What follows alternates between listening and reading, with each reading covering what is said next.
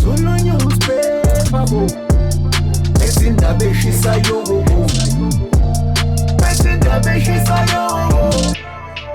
Sikubingelele siphinde sikwamukele kwi-channel yethu iZulu Newspaper. Yebo sanibona. Awu. Lena i-channel ehlele ekuphathele ezinohlonze.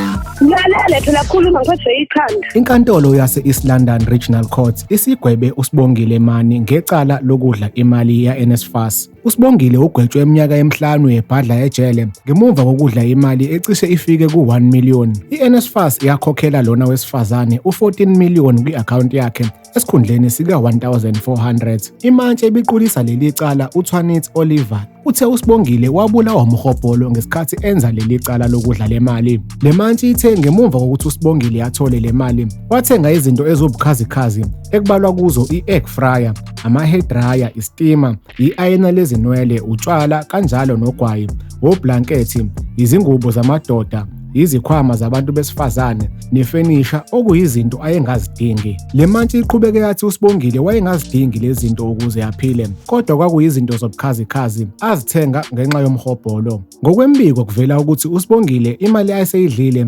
engaphezu kuwa-818,000 ngaphambi kokuba libonakale leli phutha. Ijaji lithe lelu hlobo lobugebengu sekuyinto esijwayelekile ekhula ngamandla eNingizimu Afrika. Ummeli kaSibongile u-Asanda Pakade ucele ijaji ukuba lisihoxise isigwebo sikaSibongile angahlali ejele kodwa isigwebo sakhe asidonsele ngaphandle. Wembukeli, singathanda ukuzwa okwakho ukuphawula mayelana nalolu daba. Sicela ukuthi ushiye comment la ngezansi, thina sizobe sesibuyela kuwena noma kanjani. Wembukeli, ake sikugoqe lapha-ke besikuphathele khona namhlanje, siphinde sikuthembise ukuthi sizolokhu nje seniphakela njalo izindaba ezishisayo lapha kwiZulu Newspaper-ke. Kanti-ke ungakhohlwa ukuthi usubscribe kwi-channel yethu ebese ucindezela notification bell ukuze sizokwazisa njalo uma kunomfanekiso ofana njengalo esiwufakile. Ake siyibambeni khona lapho bese sithi nje salute.